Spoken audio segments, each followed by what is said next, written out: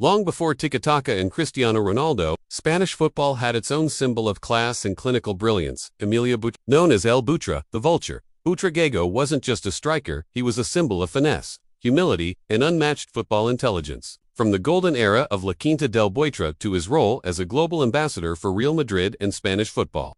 This is the complete then versus now story of Emilio Butragueño, the man who combined elegance with execution and carved a legacy that transcends generations. Emilio Butragueño was born on July 22, 1963, in Madrid, Spain, raised in a traditional family. He was a shy and soft-spoken boy who quickly found his voice on the football pitch. At the age of 16, Butragueño joined the Real Madrid Youth Academy, working his way up through the ranks with grace and intelligence. By 1983, he had caught the eye of first-team scouts with his incredible movement, vision, and calm finishing. Butragueño made his first-team debut on February 5, 1984, against Cadiz CF, scoring 2 goals and instantly announcing his arrival. His nickname, El Butre, came from his uncanny ability to lurk and pounce on loose balls in the box. Though he did it with elegance rather than aggression, Butragueño was different, a striker who relied on anticipation, positional play, and graceful finishes rather than brute force. Alongside Manolo Sanchez, Rafael Martín Vázquez, Mitchell, and Miguel Paredes, Butragueño was part of the legendary group known as La Quinta del Buitre, a homegrown generation that transformed Real Madrid in the 1980s. Together, they ushered in a new era, winning 6 La Liga titles, 1998-5902,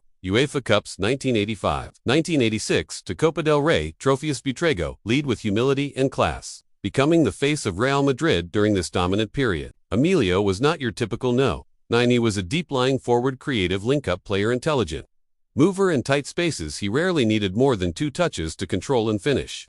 His composure inside the box made defenders hesitate and goalkeepers guess. His humility, too, became a signature. He never celebrated flamboyantly. He let his feet do the talking. Butragueño became a national hero during the 1986 FIFA World Cup in Mexico. In Spain's 5-1 demolition of Denmark in the round of 16, he scored 4 goals, a feat that remains one of the most iconic moments in Spanish football history. He also featured in the 1990 World Cup and Euro 1988, though Spain never advanced past the quarterfinals in those years. His international career, 69 caps, 26 goals. After a storied career at Real Madrid, Butragueño moved to Club Celaya in Mexico in 1995. There, he played alongside former La Liga stars like Michel and Hugo Sanchez. He brought professionalism, calm, and vision to the Mexican league before retiring in 1998 at the age of 35.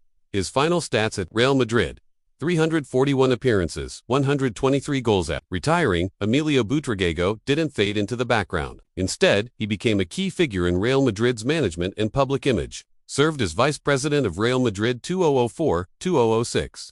Longtime Director of Institutional Relations Real Madrid TV, regular analyst active in UEFA and FIFA diplomacy, is often the man shaking hands at draws, press conferences, and major football events, always carrying the same elegance he showed on the pitch. Then, the quiet genius of the 1980s and 90s who redefined the Spanish forward with class and precision. Now, a global ambassador of football, still influencing Real Madrid's ethos and serving as a link between tradition and modern football. Where many players relied on fire, Butragueño was the cool breeze, steady, graceful, and lethal. Butragueño became a role model for thousands of young players, proved you could succeed without arrogance, embodied sportsmanship and loyalty, that you didn't need to be flashy to be world-class. Remains a beloved figure across generations, representing what football once was and what it still can be: beautiful, respectful, and intelligent. While the game has changed, faster, louder, more commercial, Emilio Butragueño's legacy endures. He didn't need tattoos, celebrations, or controversy. He needed a ball, a bit of space, and one quiet chance. From El Butre, the striker, to Emilio the diplomat, his career is a testament to timeless excellence. He was not just one of Spain's best, he was one of its finest gentlemen.